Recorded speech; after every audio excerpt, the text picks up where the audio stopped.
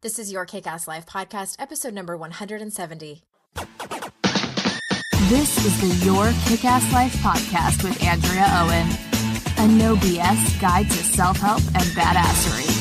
Because ladies, let's face it, life's too short for it to not kick ass. And here's your host, the girl who serves it up straight with a side of crazy, Andrea Owen. Hey there, ass kickers. Welcome to another episode of the podcast. Thank you so much for being here. And I wanted to just give you a quick thank you for those of you who gave us such positive feedback about episode number 168, which was my ode to Cha-Cha de Gregorio, Life Lessons from Cha-Cha.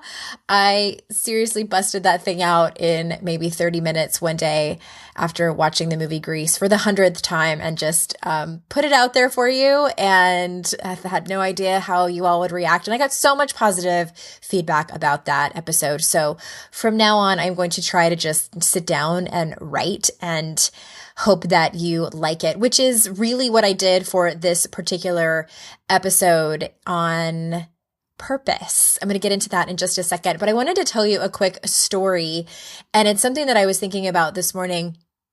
One of the first things we dove into when I started my coach training with the Coaches Training Institute was dreams and goals. You know, how very life coach of us, right? So we're in this room with 22 people, you know, essentially strangers, and we were asked to walk around the room and ask each other things like, what lights you up? What makes you feel alive? What do you want to be proud of that you've done when you get to the end of your life? Questions like that. And the second step in that exercise was to listen for the fears and excuses that we heard from the people that we were asking that question to when we continued to ask them more about it. And things like, I don't have enough time. I haven't done it because, well, what if it doesn't work? What will my parents think? Someone has already done it and is doing it better than I could ever do, and on and on. And at my coaching school, they called that voice the saboteur, but I call it, and you might more commonly know it as the inner critic, or also known as your gremlin. For my particular audience, for all of you listening, it typically is the voice that tells you you aren't good enough, compares you to other women, and for some of you, makes you feel like total shit. And for many people, it's a constant loop that drives the bus of their life. And so what I mean by that is that it drives decisions, it drives other kinds of behaviors, it just generally is in charge. So that day, when we were sitting in that room learning about the saboteur, and I had that moment of like, oh my God, like this is something that we don't have to buy into. Like personally in my own life, I'm like, this is something I don't have to believe all the time. It's not my truth.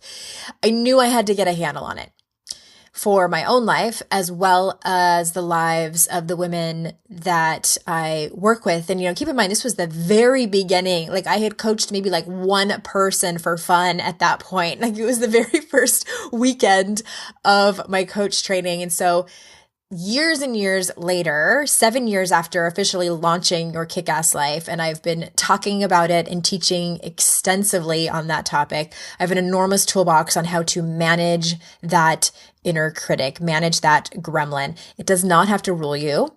In fact, it can simply be something that comes up in your life. You hear it, you notice it.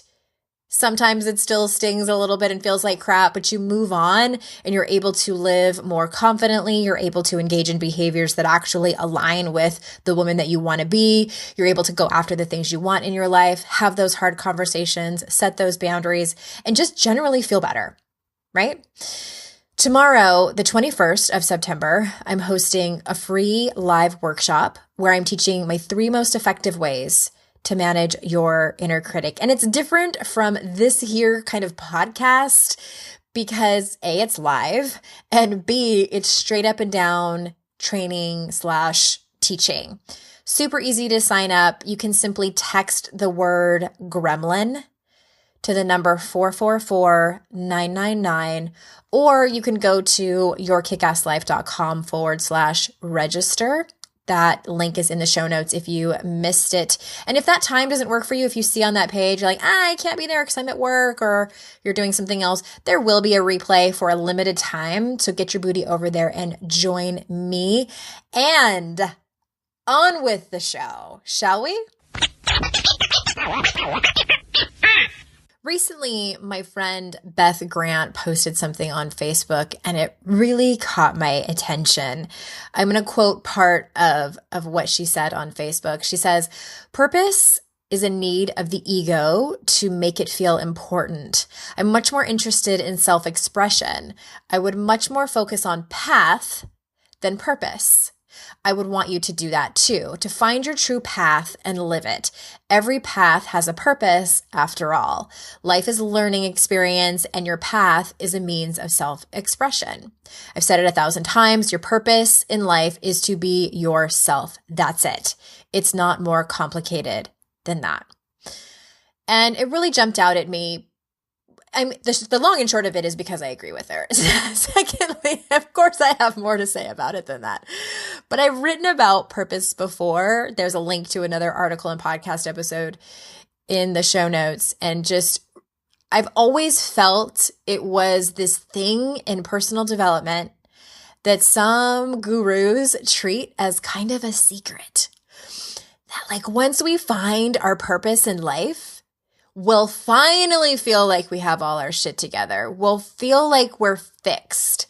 We can join their secret club and wait for the others to join it. And I think that's kind of bullshit. And personally speaking, I do feel like I'm lucky, and not lucky that I feel like I found my purpose, but lucky that I don't feel the need to find it. The one thing. The ultimate portion of my life that will make me feel totally fulfilled.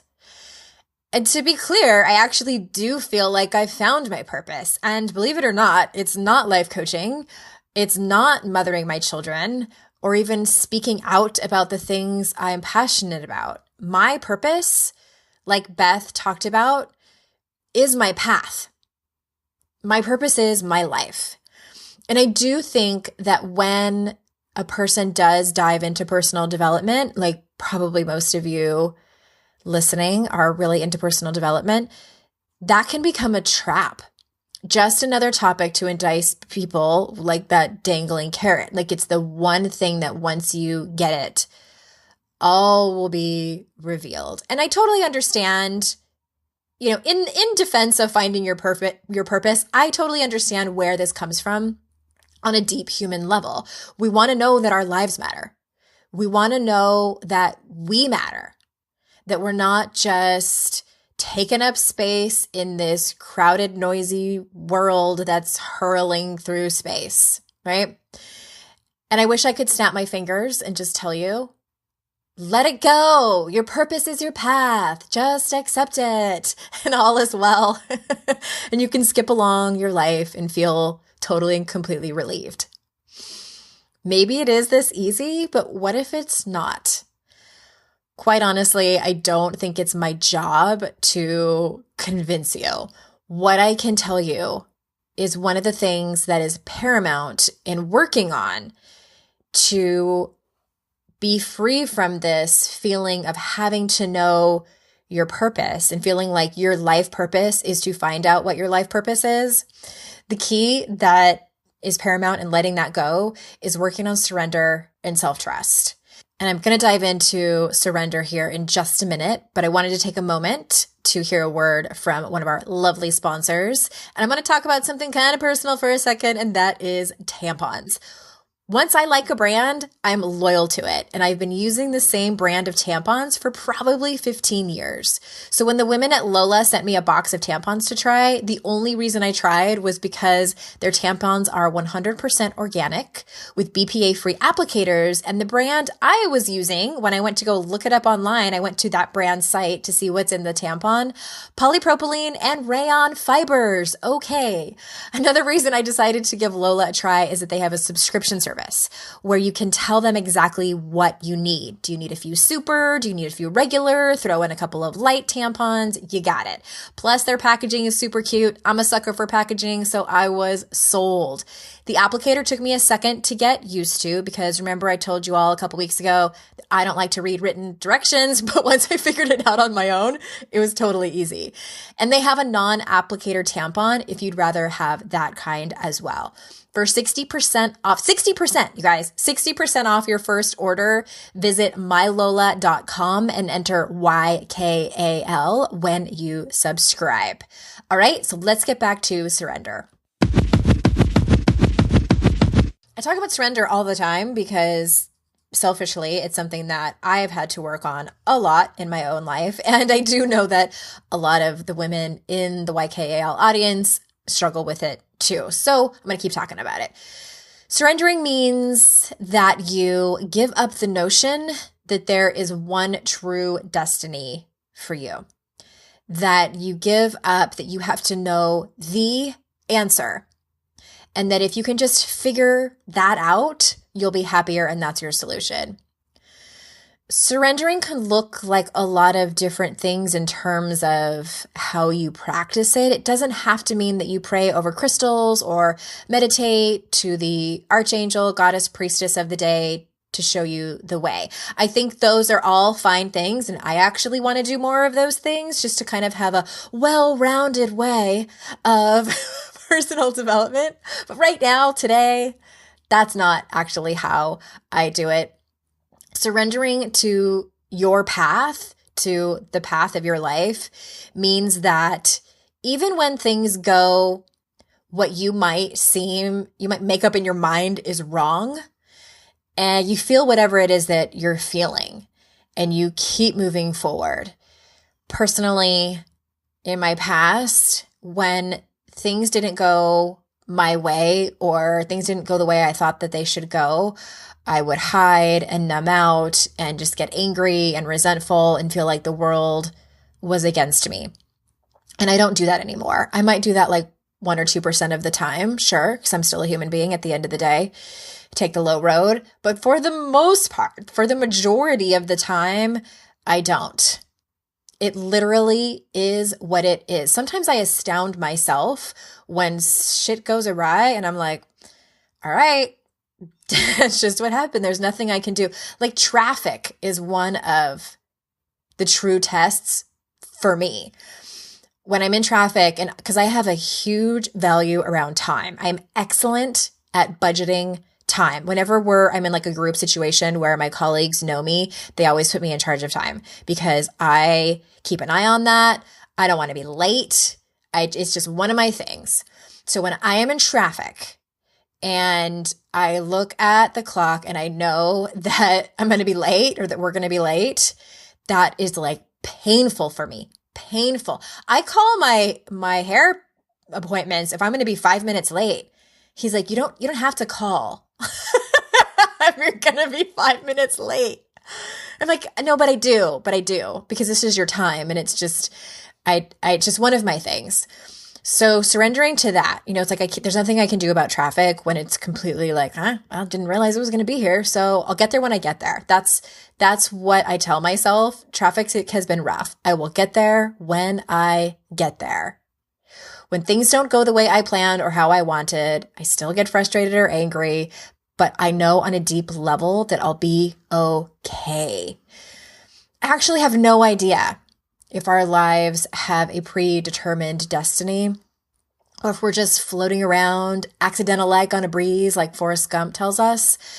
I've thought about that a lot. I kind of have felt like, do I need to decide? Do I need to decide if yes, 100%, I think that we have a predetermined destiny, or yes, 100%, I think everything is just an accident.